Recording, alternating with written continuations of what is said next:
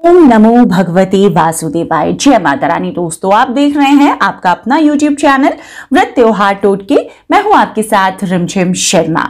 दोस्तों, आज इस वीडियो में मैं आपको बताने वाली हूं कि एकादशी व्रत, जो कि सभी व्रतों में सबसे ज्यादा पुण्यदायी होता है, उसमें पारण की सही विधि क्या होती है। पारण हमें किस चीज को खाकर करना चाहिए जिससे व्रत का हमें पूरा फल प्राप्त हो सके। तो इस वीडियो को जरूर अंत तक देखिए, क्योंकि ये जानकारियां आपको कहीं नहीं मिलेगी जो मैं आपको देने जा रही हूं। दोस्तों, एकादशी का व्रत भगवान विष्णु के निमित्त हम रखते हैं। हर मास में एकादशी आती है और मास के मुताबिक एकादशी का महात्म्य भी अलग अलग होता है।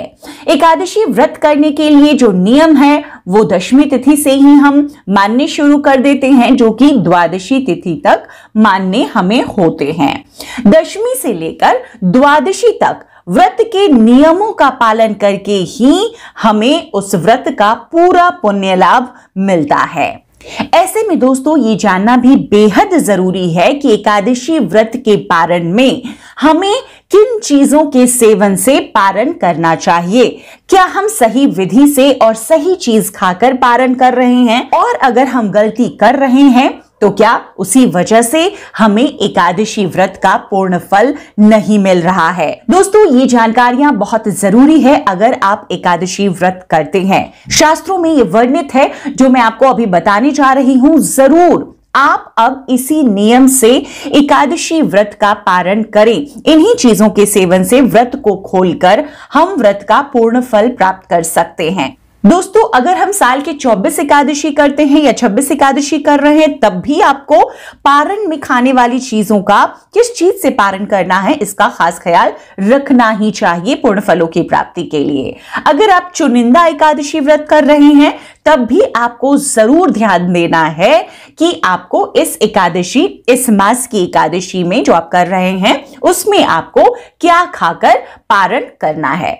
दोस्तों, 12 मास होते हैं हिंदू पंचांग, हिंदू कैलेंडर में, और 12 मासों में हर मास में अलग अलग चीजों के सेवन से हमें एकादशी व्रत का पारायण करना चाहिए। जैसा कि हम सभी जानते हैं कि अगर एकादशी व्रत हम कर रहे हैं तो दशमी से लेकर द्वादशी तिथि तक व्रत के सभी नियमों का पालन हमारे लिए, मनुष्यों के लिए जरूरी है। व्रत के संपूर्ण फल के लिए उसी तरीके से ये जानना भी हमारे लिए बेहद जरूरी है कि व्रत जब हम खोलें, पारण का मतलब होता है व्रत को खोलना। एकादशी तिथि समाप्त होने के बाद, मतलब कि द्वादशी तिथि में हम एकादशी व्रत को खोलते हैं। व्रत को खोलने के लिए सबसे जो उत्तम समय बताया गया है, वो दोस्तों बताया गया है सूर्योदय के बाद। सूर्योदय के बाद आप व्रत खोल लें। एकादशी के व्रत में व्रत खोलने का जो एक खास नियम है, इसमें यह भी देखना है आपको कि कहीं हरिवासर तो नहीं बीत रहा जब आप व्रत खोल रहे हैं। हरिवासर में व्रत नहीं आपको खोलना होता है। हरिवासर द्वादशी तिथि का वो समय होता है, अगर तिथि को 4 भागों में बांटे तो पहला चौथाई हिस्सा हरिवासर का होता है। तो हरिवासर में कभी भी भूलकर भी हमें एकादशी का व्रत नहीं खोलना चाहिए। तो ये जो कुछ चीजें हैं बहुत ही महत्वपूर्ण हैं, इसको आपको ध्यान देना है। अब एकादशी व्रत में हम सभी जानते हैं कि हमें अन्न का सेवन नहीं करना होता है। दशमी तिथि से ही रात्रि के समय से अन्न निषेध हो जाता है। अब द्वादशी तिथि में क्या सुबह उठकर पारण में हमें पूजा के बाद सीधा अन्न ग्रहण कर लेना चाहिए? नहीं। अगर आप ऐसा करते आए हैं तो ये गलत पारणा का विधि हुआ। आपको इस तरीके से पारण करने से व्रत का संपूर्ण फल नहीं मिलेगा। अब आपको यह ध्यान देना है कि कौन से मास में, बताने जा रही हूं मैं आपको कि क्या खाकर आपको एकादशी व्रत का पारण करना चाहिए, श्री हरि की विशेष कृपा के लिए और एकादशी व्रत के पूरे पुण्य लाभ के लिए। तो दोस्तों, शुरुआत करती हूं चैत्र मास के कृष्ण पक्ष की एकादशी से। चैत्र मास के कृष्ण पक्ष की एकादशी को पाप मोचनी एकादशी कहते हैं, और शुक्ल पक्ष की एकादशी होती है कामदा एकादशी। तो चैत्र मास में पाप मोचनी एकादशी और कामदा एकादशी में व्रत का पारण, यानी कि व्रत आप गाय का घी खाकर खोलेंगे। दोस्तों, अब बात कर लेती हूं वैशाख मास की एकादशी की आपको क्या खाकर व्रत खोलना चाहिए। इसमें यह वर्णित है शास्त्रों में कि आपको कुशा जल, मतलब कि जल में कुशा डुबोकर आप रखें और फिर उसी जल से आप व्रत का पारण करेंगे। दोनों एकादशी में आप ऐसा ही करेंगे। वैशाख की कृष्ण पक्ष की एकादशी वरुथिनी एकादशी होती है और शुक्ल पक्ष की एकादशी मोहिनी एकादशी होती है। तो वरुथिनी एकादशी और मोहिनी एकादशी पर आप कुशा के जल से व्रत का पारण करेंगे। अब ज्येष्ठ मास की एकादशी, ज्येष्ठ मास की एकादशी में आप जो व्रत का पारण करेंगे, ज्येष्ठ मास की कृष्ण पक्ष की एकादशी अपरा एकादशी होती है और शुक्ल पक्ष की एकादशी निर्जला एकादशी होती है। तो ज्येष्ठ मास में आप तिल खाकर व्रत का पारण करेंगे। शास्त्रों में यही वर्णित है। तो तिल आप सफेद काले जो भी तिल आप खा सकें, जो आपके पास उपलब्ध है। भगवान विष्णु को बहुत प्रिय है तिल, तो तिल खाकर आप ज्येष्ठ मास में व्रत का पारण करें। अब आषाढ़ मास की बात कर लूं।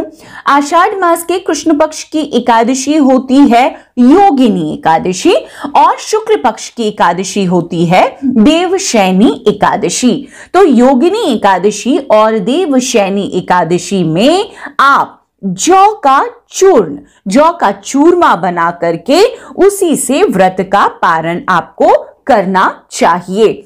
तो ये ध्यान रखें, आप इन दोनों एकादशी के लिए जौ चूर्ण आपको रखना होगा।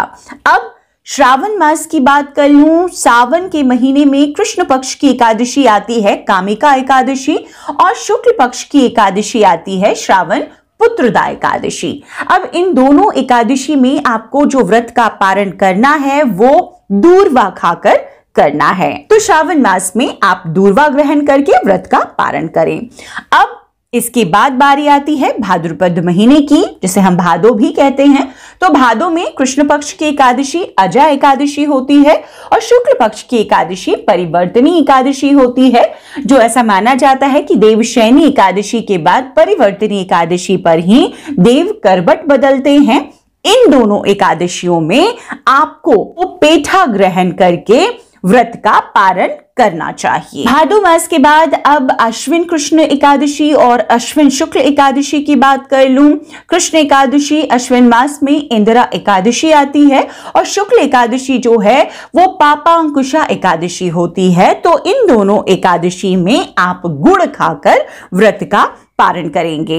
दोस्तों, कार्तिक मास में अब बता दूं आपको, कार्तिक मास श्रीहरि का मास होता है और श्रीहरि को तुलसी दल बेहद प्रिय है। तो कार्तिक मास के दोनों एकादशी में, कार्तिक की जो कृष्ण पक्ष की एकादशी होती है रमा एकादशी होती है और कार्तिक शुक्ल पक्ष की एकादशी को देवोत्थान एकादशी हम कहते हैं, जिसमें देव को उठाया जाता है। इसी दिन भगवान विष्णु अपनी योग निद्रा से जागते हैं और बड़ी धूमधाम से हम देवोत्थान एकादशी मनाते हैं। तो इन दोनों एकादशियों में आपको तुलसी दल खाकर व्रत का पारण करना है। मार्गशीर्ष मास में, अघन मास में जब से हम एकादशी व्रत अगर कोई पहली बार करना चाहते हैं तो उत्पन्ना एकादशी से शुरू करते हैं। तो उत्पन्ना एकादशी में और मार्गशीर्ष मास यानी अघन महीने की दूसरी जो एकादशी मोक्षदा एकादशी आती है, इसमें आपको गोमूत्र से व्रत का पारण करना है। पौष मास में आपको गाय के गोबर से व्रत का पारण करना है। माघ महीने में दूध का विधान बताया गया है। माघ महीने में आप दो एकादशी जो आती है कृष्ण पक्ष की और शुक्ल पक्ष की, कृष्ण पक्ष की एकादशी माघ मास में षटतिला एकादशी होती है और वहीं शुक्ल पक्ष की एकादशी जया एकादशी होती है। इन दोनों व्रतों में आपको दूध से व्रत का पारायण करना है। फाल्गुन मास में जो दो एकादशी व्रत पड़ते हैं, फाल्गुन मास की कृष्ण पक्ष की एकादशी विजया एकादशी होती है और शुक्ल पक्ष की एकादशी आमल की एकादशी होती है। तो इन दोनों में आपको दही से व्रत का पारण करना है।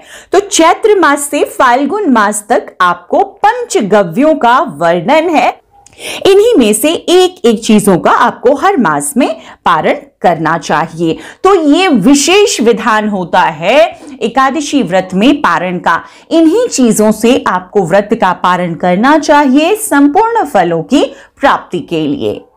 तो दोस्तों ये जानकारियां बहुत ही महत्वपूर्ण हैं अगर आप एकादशी व्रत कर रहे हैं और अगर आप एकादशी व्रत को शुरू करना चाहते हैं तो अब व्रत पारण में बहुत सारे सवाल आते थे मुझसे कि एकादशी व्रत के पारण में हमें क्या करना चाहिए। और देखिए एक और जानकारी मैं दे दूं आपको, अगर आप इन चीजों की उपलब्धता नहीं हो पा रही है तो आप तुलसी दल, जो कि श्रीहरि को बेहद प्रिय है, आप तुलसी दल से व्रत का पारण कर सकते हैं। लेकिन दोस्तों बहुत सारी ऐसी चीजें हैं जिससे एकादशी व्रत का पारण हमें भूल कर नहीं करना चाहिए।